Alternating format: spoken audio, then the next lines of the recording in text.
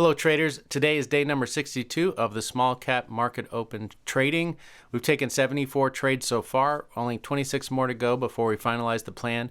And today there was a lot more energy in the small cap market. Unfortunately, we didn't take any trades, and I'll show you why. I actually missed a nice easy one and done 2R trade because lately what I've been doing is I've been recording my trades live, making a commentary throughout the video as I'm trading, and then I post those on my Patreon. And the only problem with that is sometimes I get caught up in a story or a lesson or something and I miss a ticker symbol. So that's something I got to be really careful with. And let's fast forward and we'll see kind of what I was looking at. So we had INDO, UEC all on the screener, and I was waiting for them to get over their previous session high. Actually, UEC did, but then it kind of failed.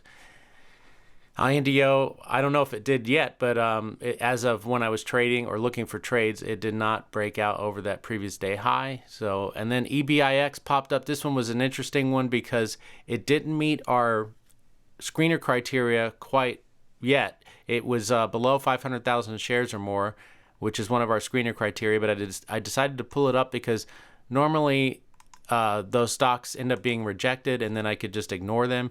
And today what happened was, okay, this one actually meets the daily chart criteria. So I keep it on my chart page, but I can't take a trade even if my setup is there because there's not enough volume. And that's all a part of the trading plan. The trading plan tells us that we want to see 500,000 shares or more because we want to be trading with the volume in the market. And this one didn't have it. So what ends up happening is this gives me my setup, my entry, all that kind of stuff, but it does it all before there's 500,000 shares or more. So I don't take a trade, which is the right thing to do. It's absolutely crucial for you to have the discipline to follow your plan and stick to it, even if something is kind of staring you right in the face. Well, it's got all the other criteria except for one. Well, I only trade stuff that meets every single one of my criteria. That's what I've been recording on my spreadsheet for the past 74 trades.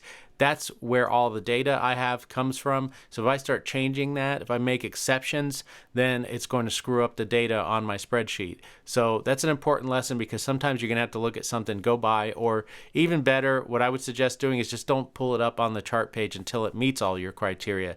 That was kind of the mistake I made here. So anyway, let's watch and see what happens. So you see this thing pops off. I'm not sure if this actually gave a 2 or 3R trade, but I can see that it gave me an entry for sure. It most likely did because our risk would have been about here. So the reward would have been somewhere around 42. I'm not sure if it really hit that level or not. But anyway, it's getting close there. So the lesson is, you just got to stick to the plan, even if something looks good. Don't just jump in if it doesn't meet your plan. That's not what you're supposed to be trading. And then while I was talking about all of that, basically everything I just said, I was saying during my commentary, EBIX, then I look over at the screener and VTNR is well within our criteria, and I've already missed the entry on that one, which is totally my fault because I'm talking so much. And then VTNR goes off, and that gave us an entry right here at 847, and our stop loss would have been 837, I believe. So I mark out those levels in just a moment, so we'll see. Yeah, 847, 837, so it would have been a nice 20 cent per share trade, and it did hit it. So you can see this is our 2R profit target right here. It doesn't hit the 3R profit target, so it's kind of a double-edged sword here. It would have been a nice one and done 2R trade, but it wouldn't have helped our statistics for the 3R trade. So anyway, it is what it is. If I would have caught that VTNR, I would have definitely taken the trade and I would have taken the 2R profit target. So it would have been a win today, but would it made a difference in the long run? Probably not.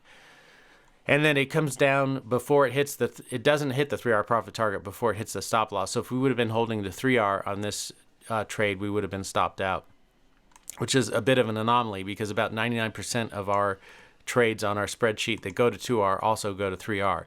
So anyway, the main thing here is that if you miss a trade that meets your plan and your criteria perfectly, my advice is to just stop trading for the day. That's what I do. That's what my plan says to do because you're going to initiate some revenge trading and FOMO trading. You're going to be mad that, hey, I already missed a great trade.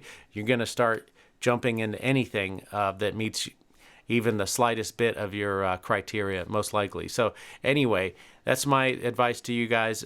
Just imagine you miss a trade and then the next trade you take fails. Do you think you're going to feel good about that trade, or do you think you're likely to just continue to break your plan?